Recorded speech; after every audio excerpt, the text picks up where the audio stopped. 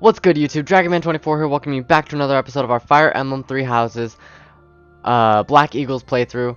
In the last episode, we completed our mission for the month, and first and foremost, I want to say thank you guys for sticking out through those first couple weeks of videos. I realized a little too late that the game audio might be just a bit too low. I went ahead and increased them for this video. I think I might do it a little bit more right now. I think I can fix it in post-production, but if I can't, then it might be just a tad bit too low in volume. But I'm gonna try and do better with that from now on. This is gonna be a hell of a long series, so there are plenty more videos for all types of great ones as well as some not so great ones in the mix. That's just the way of the road, I suppose. Let's go ahead and jump back into the story. Last we left off, Byleth got himself a fancy new sword.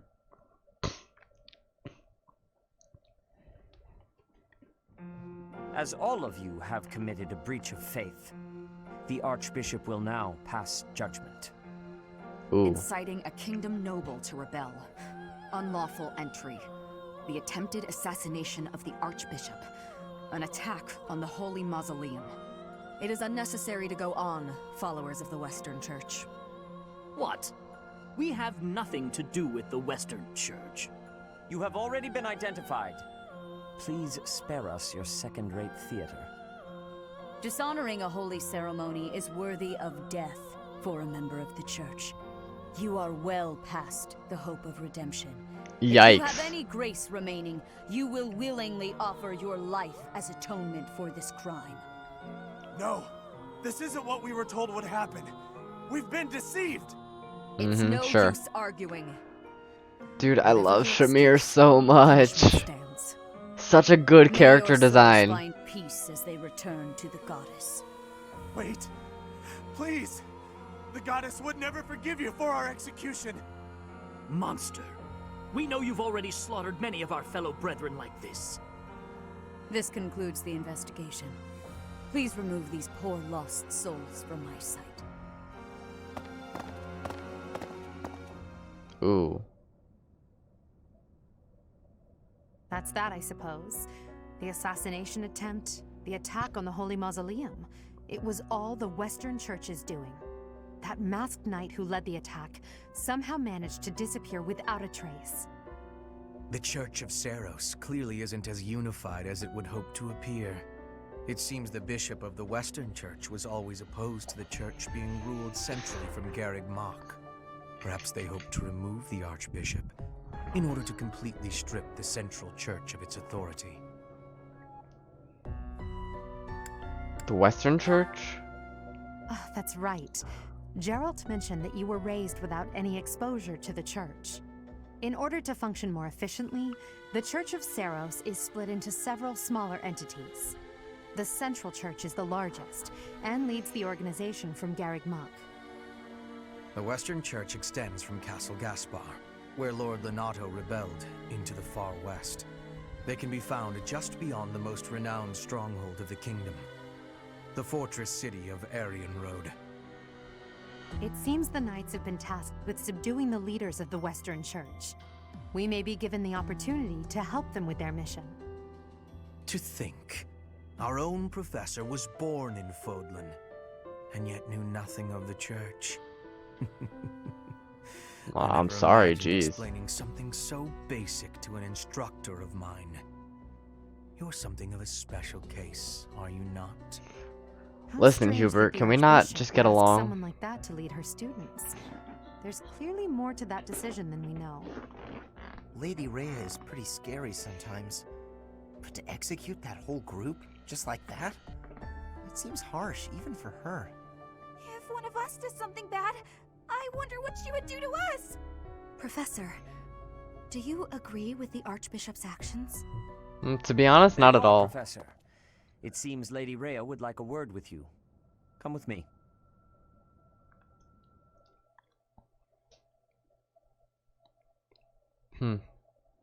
The Archbishop lives. Ooh. Not that I had ever placed much faith in those swine from the Western Church. I have news, both good and bad. The remains of Saros were not in a tomb. However, something else was. The Sword of the Creator. Ah, the weapon wielded by that thief, the King of Liberation. Thief? Huh. At any rate, it is now in the hands of the Academy's new professor. I doubt you will be surprised to hear that the crest stone had already been removed from the sword when it was found. As expected.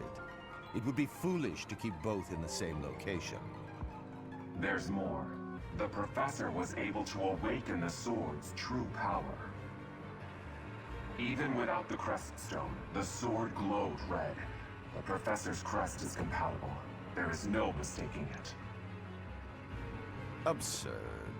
Using a relic without its crest stone should be impossible. The King of Liberation's bloodline should not even...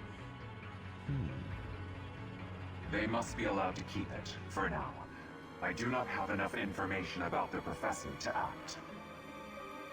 As for your request, I assent. The Death Knight is at your command. Use him well. Good. I believe I will enjoy this a great deal.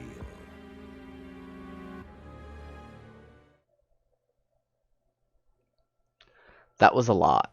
I cannot thank you enough for defeating those invaders in the Holy Mausoleum, and especially for protecting the Sword of the Creator. That sword is one of the hero's relics, and the most precious artifact in the Church's possession. It is also a weapon of terrifying power. Are you not gonna let me keep it? I will entrust the sword She will. to you. Please, use it wisely. Lady Rhea, wait! Do you truly mean to give the Sword of the Creator to this stranger? Surely it is not the sort of thing one hands over so readily, even to someone who has the ability to wield it. Hey, If man. someone like Nemesis were to appear again, all of Fodlan would be consumed by war. Nemesis? Nemesis, the King of Liberation. He is an ancient king of mankind who was defeated by Saros over 1,000 years ago. When Fodlan was attacked by wicked gods, it is said that the goddess gifted Nemesis with the Sword of the Creator. Nemesis used that sword to defeat the wicked gods, saving all of Fodlan. Henceforth, he was dubbed the King of Liberation. However, his power began to corrupt him until he himself turned to the darkness.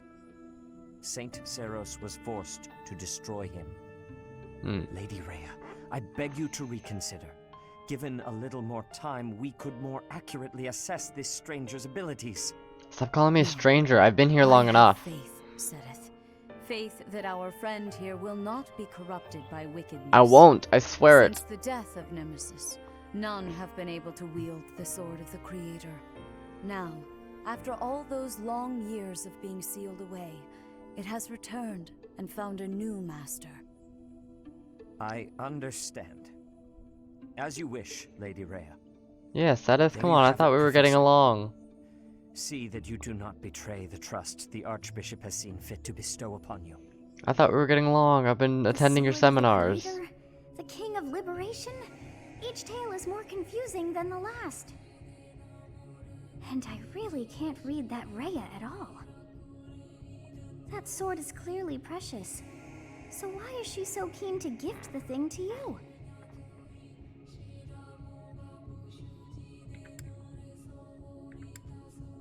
It certainly is strange. I feel as though we have become entangled in a mystery. And there is one more thing that has been plaguing me. The Sword of the Creator. It somehow feels distinct from other relics we have seen. Such as the one that... Oh goodness, what was her name? Catherine.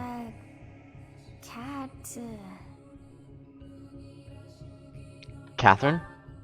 Yes, her! The Sword of the Creator is different from her Thunderbrand in one key way. It bears a hole, where something should have been, but is no more. Aha. Look at that, putting two and two together to get Not fish. knowing what is going on. It frightens me. And yet, I place my trust in you. I must. Because we share a Whatever body? comes to pass, please swear to cut a path that is your own. I swear it.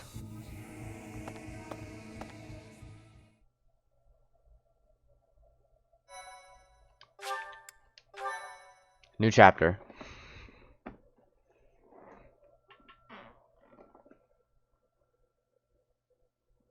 Part 1. White Clouds. Verdant Rain Moon. Tower of Black Winds.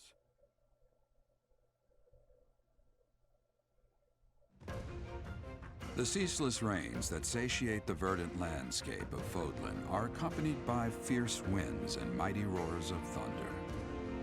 This abundance of rain, sparkling as it falls against beams of emerging sunlight, is a constant reminder to the people of Fodlan that nature is ever wild and unpredictable.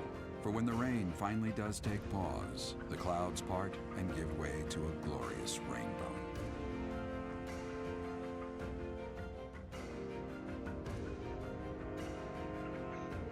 I like that with each chapter, or each month, it's explaining to the player how the month is what it is. And it's explaining a bit of the lore of the continent which we're on. It's different, I like it. Other games obviously have had their share of lore, but this one's built into the story. There are new places to explore in the monastery. Receive 3,000 gold. Look at that. Oh, it's the first, and we're already doing things. I have a new mission for you, Professor. I would like for you to take your students into Kingdom territory to eliminate some thieves. They stole a hero's relic from House Gautier of the Holy Kingdom of Fargus, the Lance of Ruin.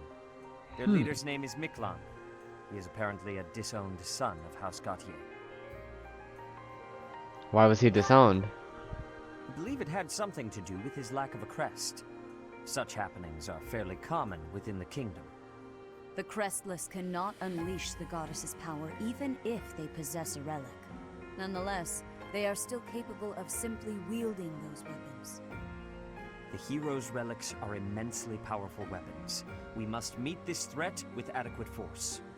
Unfortunately, most of the Knights of Seiros are away from the monastery, purging the apostates of the Western Church. So we are entrusting you with this mission. After all, you wield the sword of the Creator, which is more than capable of opposing any relic. I don't know if I want to use it though. The Creator is a powerful weapon well beyond the other relics. You have nothing to fear. However, to ensure that no harm comes to the students, we will also send the monastery's most skilled individuals to aid you. I must remind Shamir, you that please. you are expected to conduct yourself in a manner befitting the wielder of that holy sword.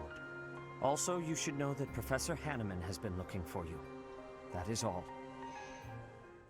Professor, I heard about our mission for this month. A thief with a hero's relic is worrisome, but with you at our side, I'm certain we can handle him. After all, you have the sword of the Creator. It was allegedly wielded by Nemesis, the King of Liberation. If the legends are true, you hold the power to stand against entire armies. A band of thieves should be nothing.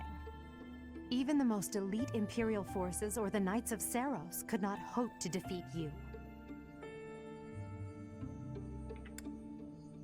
It would never come to that. Is that so? Even if those forces were to hurt someone precious to you? Can you say with full confidence that you would not turn your sword on them if that were to happen? Ooh. You know, your power does not lie solely in the sword of the Creator. You are stronger and more terrifying than you realize. I don't like Professor, being called terrifying. When you leave the monastery, will you still think of yourself as my teacher? If we left the monastery? What do you mean? Never mind. I'm being thoughtless with my words. For now, let's just focus on the problem at hand. Good of you to come, Professor. I've heard much about you lately. Specifically, that you are able to awaken the sword of the Creator's power. Thusly, it seems the true nature of your crest has been uncovered. I had, of course, seen your crest before. However, at first, I failed to recognize its true nature. Eventually, it dawned on me that what is visible is perhaps merely a small part of a greater whole. In other words, your crest is too significant to be detected when using normal instruments. After this discovery, I began researching crests that might fit that description, which allowed for a temporary hypothesis. However, I could not be certain. The crest my conclusions led me to was far too unusual. A crest thought to have disappeared from this world in the millennium since the fall of Nemesis, the King of Liberation. The crest of flames. That is what The Fire Emblem. What? Oh my god, they do this in every game, and every single time it destroys me. Your ability to wield the sword of the Creator has unequivocally proven my hypothesis. A legendary power, dormant since time immemorial, and now resurrected. There can be no doubt that this ancient power resides within you. Jesus Christ, dude. I'm like, it's Manuela's birthday. I'll give her flowers. Thank you. I'm like, Christ, dude. 6. You're curious to know how Edelgard is doing. Go for a visit. Absolutely.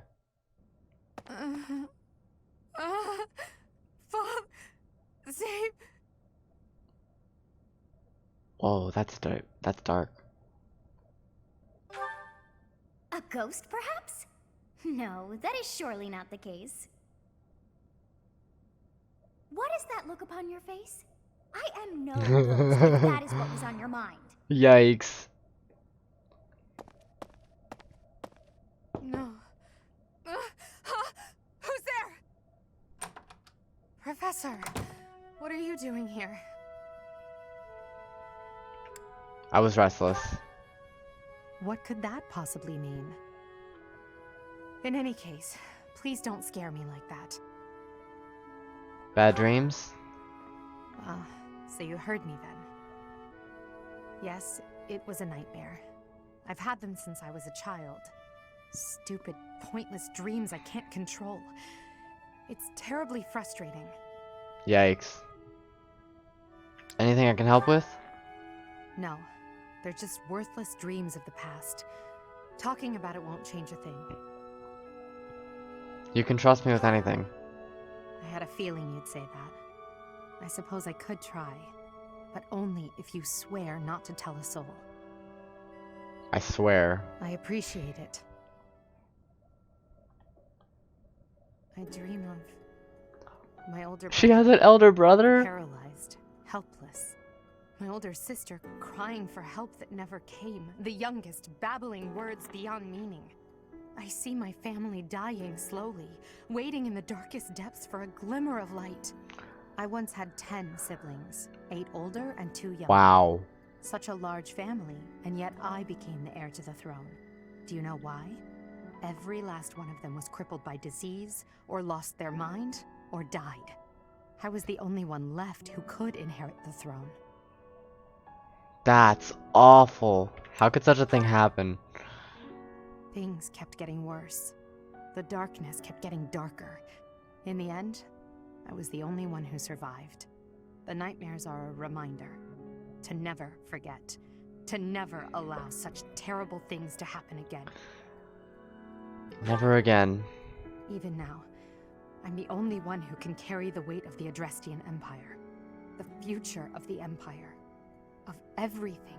Wow, depends on dude. me. She had 10 siblings. I shared more than I intended to. I suppose there's something in the air tonight. I've never told anyone about my past before. Please, forget I said anything. Sleep well, my teacher.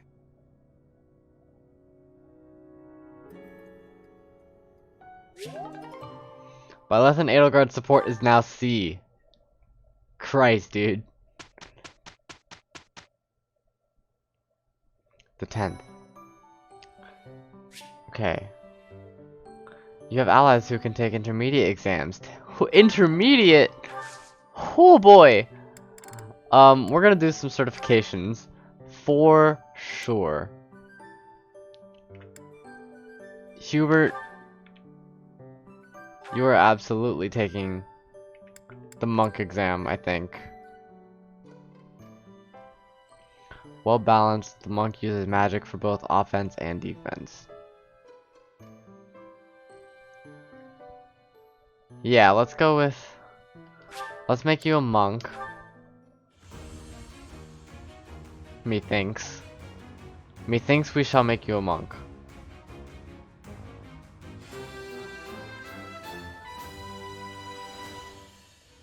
I've passed, have I? Yes, change to the newly certified class. Ferdinand has some things he can do. Not yet, though. Linhart, I'm still not sure what I want to make you. Caspar. It's pretty obvious we gotta make you a fighter.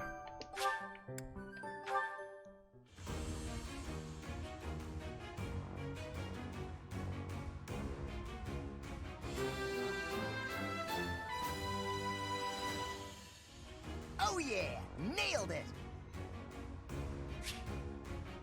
Change into the newly certified class.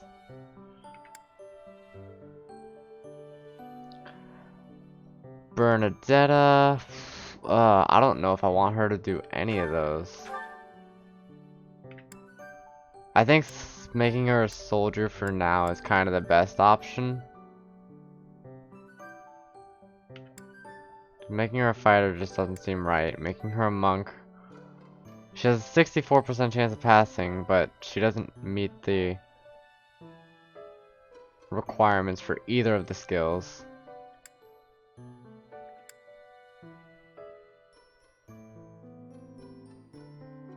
Let's make her a soldier for now.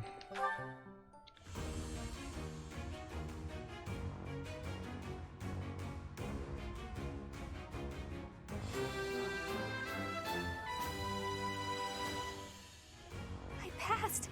I passed!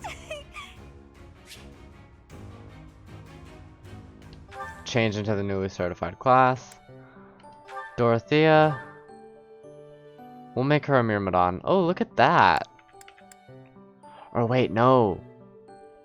Yeah, maybe I should make her a monk. Because I really do... I'm gonna make her a monk. And I really do want to get her faith magic up. I want her to be just a force of magical destruction in all regards.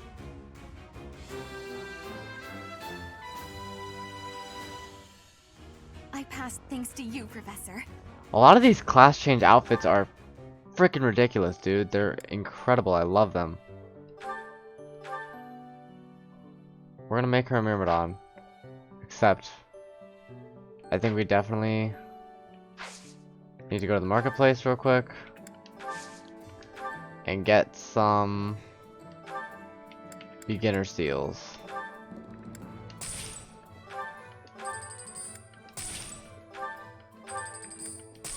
That's 3, 4, 5.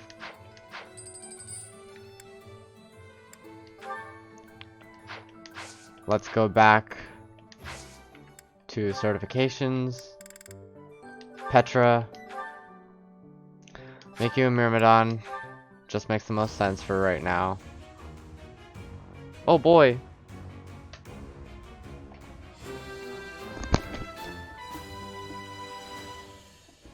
I have success.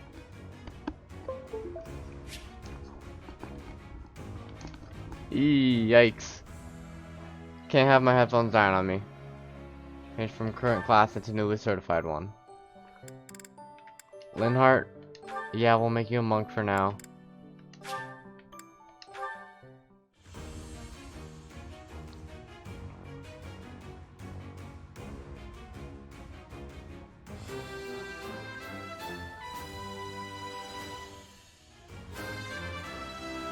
stat bonus. I passed? Well done, me. Yeah. Just one little bitty speed. Edelgard can actually become either one of these other two. Except for Monk. Her magic isn't high enough. Sword and lance are both where they need to be.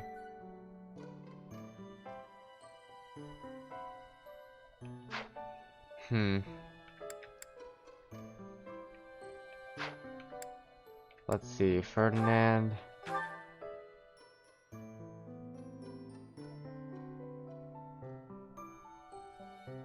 I think not yet. Everyone else just classed up. I think I'll leave the 3 highest where they are. Ooh, Dorothea, or Bernadetta rather. Dude, that's tough.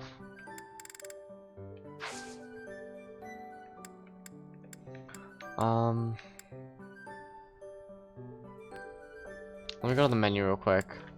Ooh, we have support conversations. Let's do some of that. Edelgard and Linhardt. Hello there, Edelgard. Are you looking for something? You could say that.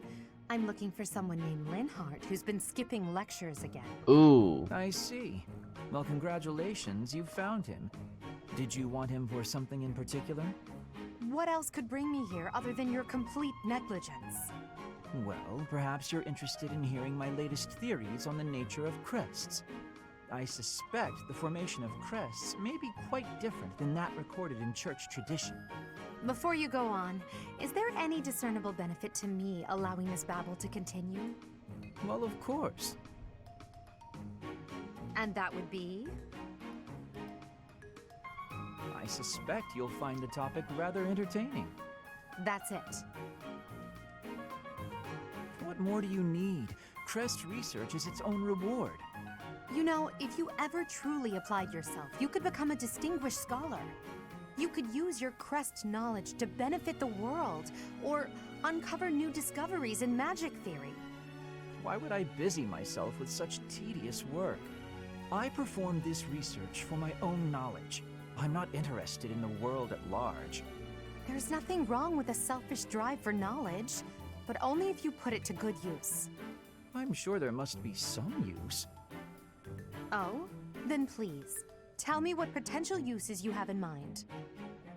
Well, there are people out there who spend good money on bizarre artistic creations, so I'm sure my not at all useful research could be used as a fine lullaby for the children of the world. A lullaby? I have things to do. Just know that this was my last warning. Sure, of course. Goodbye. This is a lot of story and support today, guys, but I'm a support fiend. I gotta go after it, man. I'm a support fiend. Who do we want to talk to? Dorothea? Cool. Completely unreasonable. How will I see to this? Hubie, what are you doing here? A routine matter. No cause for concern. Ah, so it's something to do with 80 then.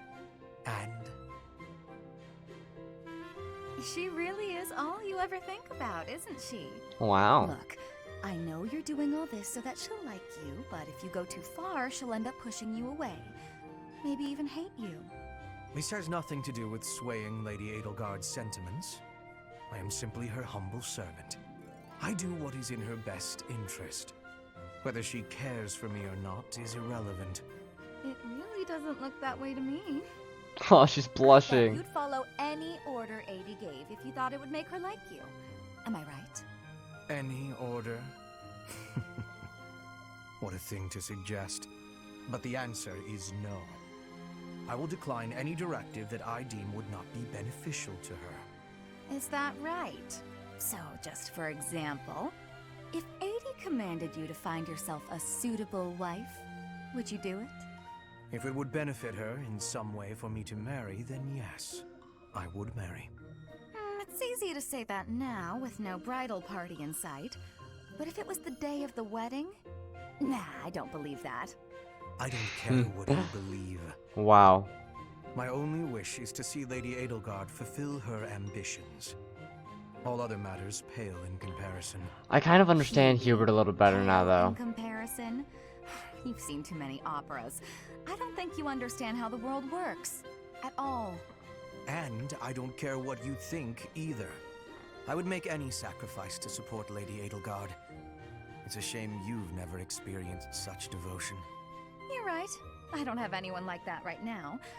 But maybe someday I will. Then maybe someday you'll understand. Until then, we will never see eye to eye. Now, if you will excuse me, I have much to do. After that conversation with Edelgard, I think I understand Hubert a lot more now. Although I do find your point of view just fascinating.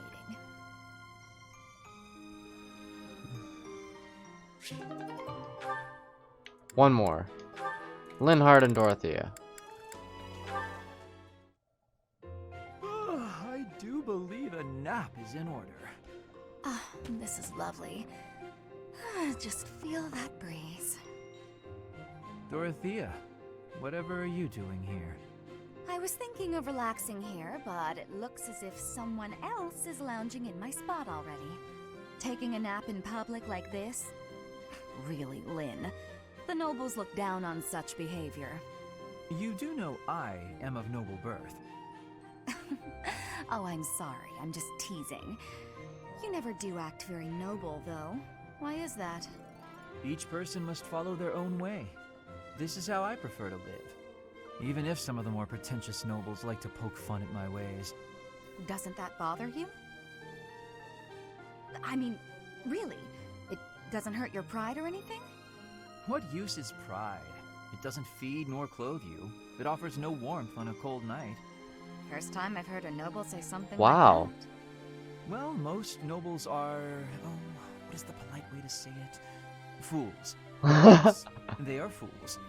As for myself, my father is the Minister of Domestic Affairs, and he has pride enough for the both of us. Yikes. For example, did you know he and the Minister of Military Affairs cannot get along, although they value each other greatly? His pride gets in the way, so he can't make amends. That is why there is discord between civil ministers and military officers in the Empire. Yikes. So pride serves no good purpose in politics either. So tell me, what use is it? I wonder if bad blood between civil and military leaders is somewhat unavoidable. The Minister of Domestic Affairs is in charge of all civil officials, so if they just give in easily, their subordinates would lose respect, right? I get the feeling that if your pride isn't equal to the responsibility you bear, then you aren't fit to lead. Also, I happen to think pride can be quite charming. Oh, really? How necessary is charm? It just gets in the way of living your life. If you lack charm, nobody will give you a second glance. Right, which means more time for napping. Yikes. You can't really believe what you're saying, can you? She's so shocked. She's like all about the relationships. Okay, that takes care of all the support. We still have certifications that we could do. I just don't know if I want to just yet. And starting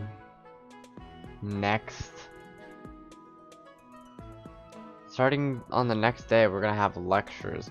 So you know what? I think I'm gonna go ahead and end the episode here. I know it was very conversation and support heavy. Sorry about that, guys. Some of you enjoy it. I personally am a conversation fiend when it comes to Fire Emblem. The relationships are one of the biggest reasons why I play the game, aside from the strategy, of course.